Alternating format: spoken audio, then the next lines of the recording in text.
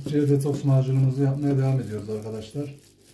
Özellikle sigara içenler, sigarayı bırakanlar, daha sonradan akciğerinde enfeksiyon, iltihap olanlar, öksürük sorunu olanlar, Covid geçirenler, soğuk algınlığına bağlı öksürenler, kısacası tüm akciğer problemleri için yıllardır yapmış olduğumuz karışım çok şükür büyük ilgi görmeye devam ediyor yine aynı şekilde.